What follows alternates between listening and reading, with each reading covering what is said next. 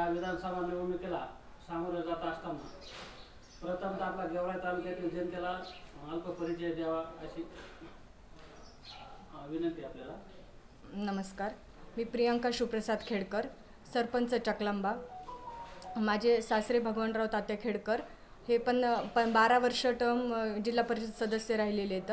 तसेच बाळासाहेब आंबेडकर व माननीय बाळासाहेब आंबेडकर व माननीय हाके साहेब, माननीय नवनाथ आबा वाघमारे साहेब यांच्या नेतृत्वाखाली मी ओबीसीचा लढा लढलेली आहे व त्यांच्याच मार्गदर्शनाखाली मी विधानसभा ही लढत आहे। वंचित बहुजन आघाडीमधून विधानसभा लढत आहे। आपण ही निवडणूक गेवराईची विधानसभा निवडणूक लढत असताना जनतेसमोर ज्यावेळेस जातात तर आपला पक्षाचा आणि आपला अजेंडा या काय राहील विधानसभेच्या निवडणुकीत? सर्वप्रथम अजेंडा म्हणजे जे माझ्या शेतकरी बांधवाशी जो होणारा पंचायत समितीमार्फत जो होणारी लूट आहे त्या लुटीचा मी आवाज उठवणार आहे, ती भ्रष्टाचार मुक्त करणार आहे। तसेच त्यांना 70 वर्ष ज्या गोष्टींसाठी ते वंचित राहिले, जसं की पाण्याचे प्रश्न असतील, लाईटचे प्रश्न असतील किंवा आरोग्याचे प्रश्न, रस्त्याचे प्रश्न, भरपूर गोष्टींपासून ते वंचित राहिले, त्या सर्व गोष्टी त्यांच्यापर्यंत माझ्यामार्फत मी त्यांना पोहोच करेन। तसंच गावतळ्यापर्यंत त्यांचे आपले रॅशनचे प्रश्न असतील, त्यांचे रॅशन दुकानांमध्ये त्यांचे अप्रूव्हल भेटत नाहीत लवकर।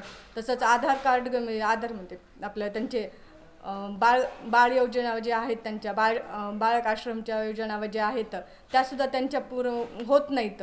कोणतेही कामं लवकर पंचायत समितीमार्फत केल्या जात नाहीत। आपण निवडणुकीत सामोरे जात असताना आपल्या पक्षाचा वचननामा गेवराई तालुक्याच्या जनतेसाठी जाहीर केलेला आहे। त्यामध्ये प्रामुख्याने 15 ते 20 मुद्दे आपण जाहीरनाम्यामध्ये केलेत, परंतु त्यामधील प्रमुख मुद्दे आपणास कोणते वाटते तालुक्याच्या विकासाच्या दृष्टीने?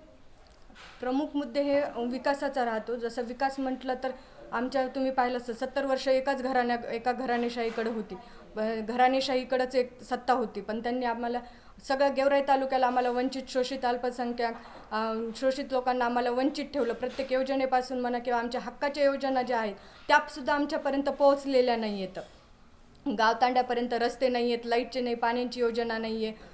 त्यानंतर भ्रष्टाचार भरपूर आहे, भ्रष्टाचारापर्यंत कुणीही आवाज उठवत नाही, त्यांना का माहीत नाही असं काही नाही आहे।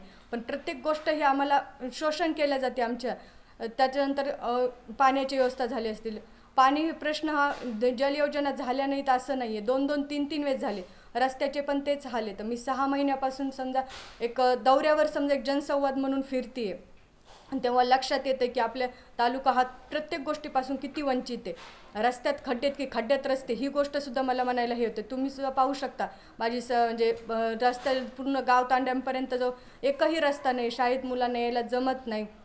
पावसाळ्यात अक्षरशः त्यांना एखादी डिलेवरीला जर एखादी लेडीज जायचं म्हटलं तर तिला दवाखान्यापर्यंत सुद्धा ती जाऊ शकत नाही, रस्त्याचे एवढे वाईट हाल येतं। त्याच्यानंतर पाणीसुद्धा शुद्ध नाही आहे।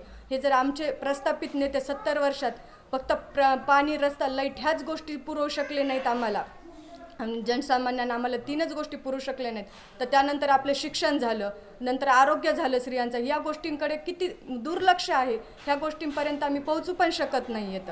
कारण प्रस्थापित आम्हाला 3च गोष्टींभोवती फिरवता येतं।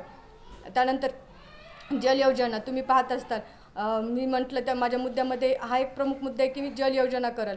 नदी जोड प्रकल्पामधून बीड, गेवराई, माजलगाव यामधून जोड नदी प्रकल्पातून 50,000 हेक्टर हे मी सिंचनाखाली आणू शकते।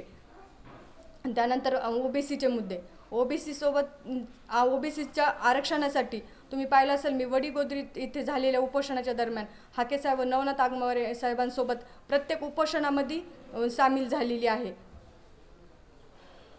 आता तुम्ही उपोषणाचा आणि आरक्षणाचा मुद्दा आपण या प्रमुख ठिकाणी मांडला, तर मराठा आरक्षणाविषयी आपली काय भूमिका आहे? मराठा आरक्षणाविषयी माझी भूमिका हीच आहे की त्यांनी त्यांचं घ्यावं, पण आमच्या ताटातलं का, जे आम्ही पहिल्यापासून करत आलो, जर पहिल्यांनी काहीतरी विचार करून दिला असेल ना आम्हाला, आम्ही आजसुद्धा आम्हाला ज्या गोष्टी भेटत नाही येतं त्या पण पहिल्या पण भेटत नव्हते, आज पण सत्ता त्यांच्याकडेच होती, मग आम्हाला प्रत्येक गोष्टीपासून वंचित ठेवलं, तर त्यांनी त्यांचं घ्यावं, आमचं घेऊ नये। लक्ष्मण हाके सर मूळ सोलापूर का कोणत्या जिल्ह्यातले होते? सांगोला जिल्ह्यात. सांगोला. तर त्यांना बीड जिल्ह्यात किंवा जालना जिल्ह्यात येऊन उपोषण करायची वेळ ओबीसीसाठी येते. तर असा जिल्ह्यात, जालना जिल्ह्यात किंवा बीड जिल्ह्यात ओबीसी नेतृत्व नाही का की ते ओबीसीसाठी संघर्ष करू शकेल? आहेत ना, नाहीत असं नाही, पण आम्हाला हाके साहेबांनी जे मार्गदर्शन केलं ते पुढे येण्यासाठी त्यांनी ढाण्या वाघ आहेत आमचे ते ओबीसीचे. त्यांना शक्ती तेवढी त्यांच्यात होती, त्यांना तेवढं नॉलेज आहे, त्याच्यामुळे ते पुढे आले. आणि आमचा ओबीसी समाज हा वंचित शोषित एवढा हे नाही आहे, दबावाखाली आहे. 70 वर्ष आम्ही दबावाखाली राहिलो, तर आणखीन पण प्रत्येक ठिकाणी हा समाज दबावाखालीच आहे. पण त्यांनी एक हिंमत करून ते पुढे आलेले, तर म्हणून आम्ही त्यांच्यासाठी त्यांच्या हा ओबीसी, दलित, मुस्लिम हे सगळे आम्ही त्यांच्या पाठीशी उभा आहोत. आता याच्या निवडणुका लागलेल्या आहेत विधानसभेच्या, याच्यामध्ये गेवरा तालुक्यातील जनता तुमच्याकडे ओबीसी चेहरा म्हणून पाहत आहे. तर त्या ओबीसी चेहरा या चेहऱ्याने आता पुढे विकासाबद्दल काय विचार केलेला आहे किंवा विकासाचे कुठले मुद्दे घेऊन आपण त्यांच्यासमोर जाणार आहात? विकासाचे मुद्दे मी आता दौऱ्यावर ओबीसी चेहऱ्याचा तुम्हाला काही फायदा होणार आहे? फायदा मग होईलच निश्चितच. मी एक माझ्याकडे ओबीसी चेहरा म्हणूनच पाहतात आणि मी आहे, पण मी प्रत्येक ह्याच्यामध्ये भाग घेतलेला आहे. पण मी फक्त ओबीसी म्हणून नाही आहे, मी दलित, मुस्लिम सर्व समाजाच्या लोकांना घेऊन मी नेतृत्व करणारी आहे. कारण मी प्रत्येक ठिकाणी जाते तेव्हा तुम्ही पाहू शकाल की मी प्रत्येक ठिकाणी गल्ली वस्ती प्रत्येक ठिकाणी जाते. ते लमन तांडे असू किंवा काही असू, तिथे मी प्रत्येक ठिकाणीही प्रेझेंट राहते. गेवरा तालुक्यामध्ये तरुणाच्या हाताला रोजगार देण्यासाठी तुम्ही आमदार होऊ शकता? निश्चितच मी सर्वप्रथम माझा अजेंडा तोच राहणार आहे की जे आम्हाला वंजारी समाजाला म्हणजे वंजारी म्हणजे ओबीसी समाजाला जी ऊसतोड कामगार म्हणून जे समजलं जातं, मला ते बंद करायचं आहे सर्वप्रथम. तर मी त्यासाठी सुरुवात ही शिक्षणापासून करल की जिथं आमचे गेवराई जो आपला मेन येतो तालुक्याचा, तिथं शिक्षणाच्या नवतरुण वर्गासाठी शिक्षणाच्या सुविधा उपलब्ध करून देईल. तुम्ही ओबीसीच्या आरक्षणासाठी रस्त्यावर उतरलात, पदयात्रा काढली, जनसंवाद यात्रा काढल्या. तर फक्त तुम्ही तालुक्यात ओबीसी नेतृत्व म्हणूनच फिरता का या ठिकाणी तुम्ही मराठा समाज बांधवाच्या किंवा मतदाराच्या गाठीभेटी घेतल्यात का आणि त्यांचे काय प्रतिसाद? निश्चितच गाठीभेटी घेतलेल्या आहेत. एक प्रत्येक ठिकाणी ओबीसीच भेटावा असं नाही, त्याचा जोड ही विकासाची पण आहेच. विकास आपला पाहिला असं 70 वर्ष आपण दिलेले आहेत, एकाच प्रस्थापित एकाच घरातले तर एकाच घराणेशाहीचे आहेत, पण त्यांनी आपला विकास गेवराई तालुक्याचा भरपूर काही केलेला आहे. त्याच्यासोबत मी फक्त ओबीसी चेहरा म्हणून फिरत नाही आहे, मला विकास पण पाहिजे, तालुक्याचा विकास पण पाहिजे.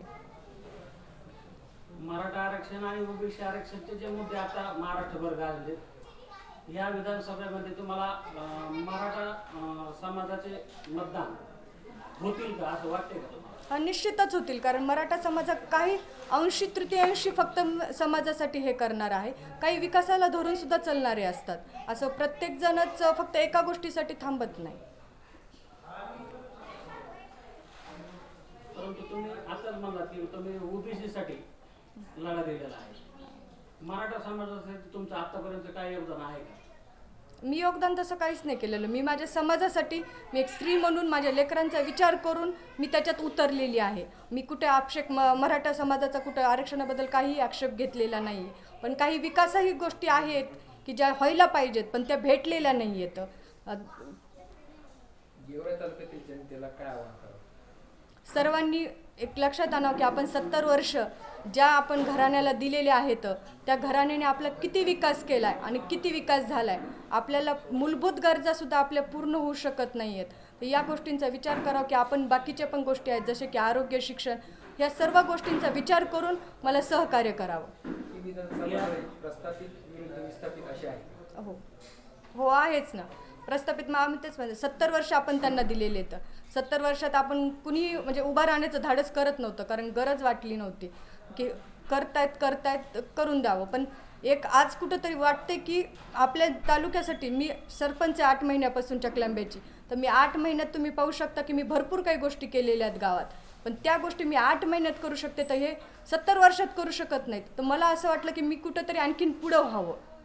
चकलांबा ग्रामपंचायत या निवडणुकीमध्ये होणाऱ्या मतदानाच्या याच्यात आपण मतदाराला काय आवाहन कराल आपल्यातर्फे? मी प्रियंका शिवप्रसाद खेडकर, सरपंच चकलांबा. मी जनतेला एवढंच आव्हान करेल की जनतेने विचार करावा की आपण 70 वर्ष ज्यांना दिले त्यांनी आपला विकास किती केला आणि कुठपर्यंत झालेला आहे, तो प्रत्येकाने विचार करून मतदान करावं. मी प्रियंका शिवप्रसाद खेडकर, वंचित बहुजन आघाडीमधून उभा आहे. माझं चिन्ह गॅस टाकी हे आहे. धन्यवाद.